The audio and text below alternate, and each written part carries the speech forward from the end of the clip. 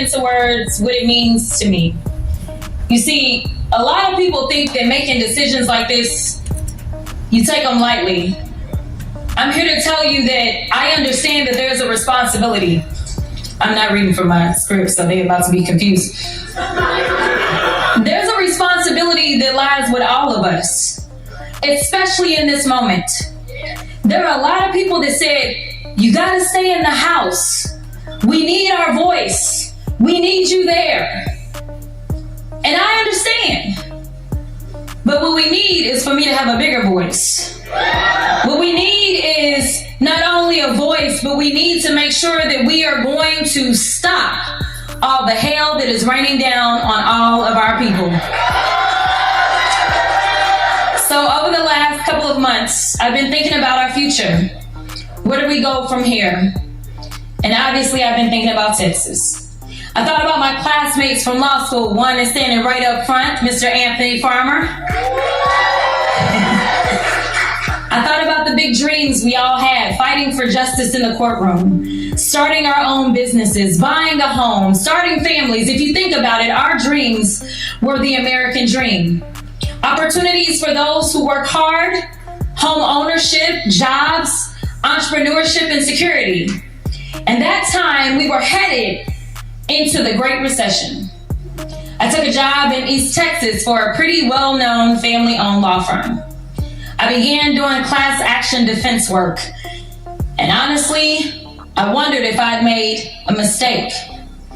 I wondered if that was really what I was supposed to be doing. It just so happened that they had just started a new public defender's office in rural East Texas. And so I decided that I would join that public defender's office. I joined it because I believed everybody deserved a voice in the courtroom. Even if they couldn't afford an attorney, one would be provided to them, and that attorney was me. I loved being a courtroom warrior. I got some judges here. They probably can't identify themselves, but nevertheless, I loved being in the courtroom. You know, I never thought that I would run for office, but some people are able to inspire others as they walk their own path. As a 27-year-old public defender walking in her path, there was someone who came along and inspired me. There was this charismatic, funny, intelligent, and exciting young candidate with a funny name who just got into the U.S. Senate and was running for president. Many doubted if this country was ready, while others, well, we got to work and kept hope alive. We didn't focus on the naysayers. We didn't get distracted by any pollsters. We remained laser focused on getting the person who was best for the job into the seat. We didn't let history diminish our hope in what was possible. We ignored that the devil on our shoulder that sometimes tries to tell us your vote doesn't matter. The country's not ready. He can't win. And responded with that timeless American creed. Yes, we can. Yes, I'm talking about President Barack Obama. How many no's do you think he heard before he got a yes? No, you can't win. No, the country's not ready for a black president. No, a black man can't get elected. No, your middle name is Hussein. No, you can't beat the Clinton machine. But every time they told him no, he looked them right in the eyes and he told them yes. He said, yes, we can. Yes, we can deliver on health care. Yes, we can enshrine equal rights. Yes, we can bring jobs back to America, create opportunities for all. And yes, we can save the economy after a Republican president sends it into the gutter. People ran lies, rumors, and tried to poke holes in everything about Obama, from his faith to his heritage. Falsehoods about his daddy, mistruths about his mama. There was even a question about his birth certificate. But he didn't let any of that get in his way. He worked and worked and worked to inspire and instill a sense of hope. And man, do I remember. I remember hoping. Now, I don't know if I really believed. But I knew that we had to try. I I knew that we had the power. He turned those no, you can'ts into yes, we cans. Yes, we deserve better. Yes, we will dig deep. Yes, we can. Back then, as the housing bubble burst and the economy crashed, I saw everyone around me struggling. I saw a system that ignored them and legal system that failed them. Then I remembered Obama's words, change will not come if we wait for some other person or some other time. We are the ones we've been waiting for. We are the change that we seek. So many of you don't know, but I was 28 by now. And I decided that I was going to run to become the Bowie County Democratic Party chair. I was elected as the youngest Black Democratic Party chair in the history of Texas. Later, I moved to Dallas, and frustrated by the broken laws on our books, I ran for the Texas House of Representatives to be that agent of change. I took on the establishment, ran against an incumbent, and there were folks in my ear, that devil on my shoulder, that said I could not win. I was being outspent 5-1. And even those that said I had to be less of myself, I tuned that noise out. And even though I was outspent, I was never outworked. When I look across this room, I see folks who knocked on doors for me back then in 2020.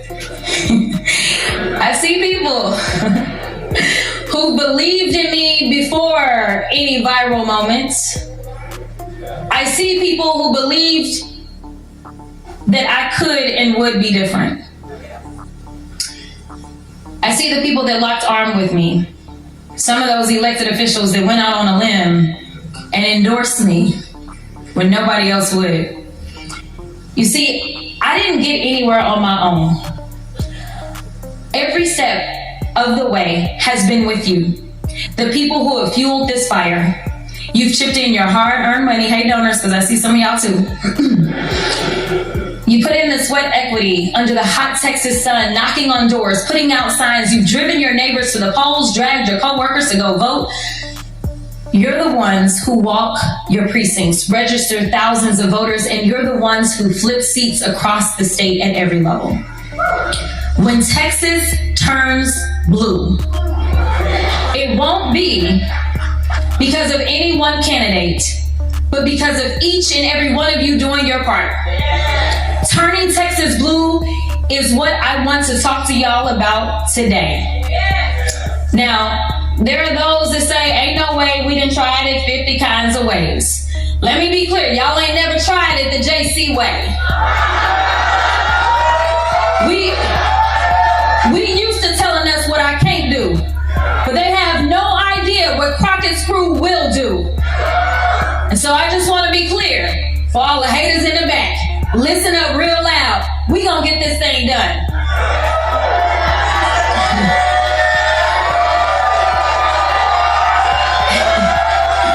So they tell us that Texas is red.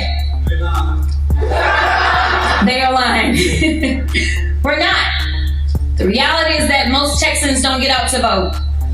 The reality is that the people that I used to work with in the Texas House did everything that they could to make sure that they could suppress voices. If we were so red, they wouldn't be so pressed. Let me be clear.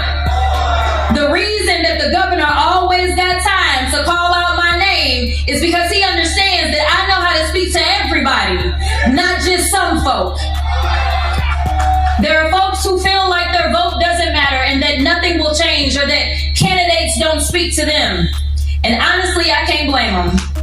But I'm here to address those Texans specifically who feel as their vote doesn't matter. Let me tell you it does. Earlier, I talked about my first race for state representative, and I talked about the fact that I was outspent 5-1. They have the money, but I have the people. When the first batch of votes came out, I was down by 700 votes. I told my team it was over. Carmen, who's right up front, rushes down and says, "No, we about to go to elections." I said, "Y'all, it's over. We've been voting for 3 weeks and we down by 700. We ain't coming back." Around 10 o'clock, somehow somebody said, Rep, you only down, well, I wasn't Rep then. You only down by 50 votes. I said, oh, we getting good. We getting good. I said, now y'all tell me what's still out. Is anything out? Are we done? Because it was getting late. And they said, MLK is still out. I said, oh. I said, if anybody came through for me, it was gonna be MLK. And when I tell y'all, when the votes were counted, I had won by 90 votes.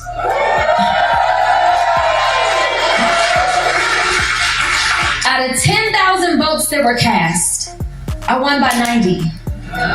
It was the closest state house race in the entire state of Texas that year. Do you know where those votes came from? They came from the mom who organized the entire neighborhood to go vote because she knew I would fight like hell for her daughter. It came from the retired firefighter who talked to each and every one of his or her neighbors in the senior homes and the people that they lived around. It came from everywhere.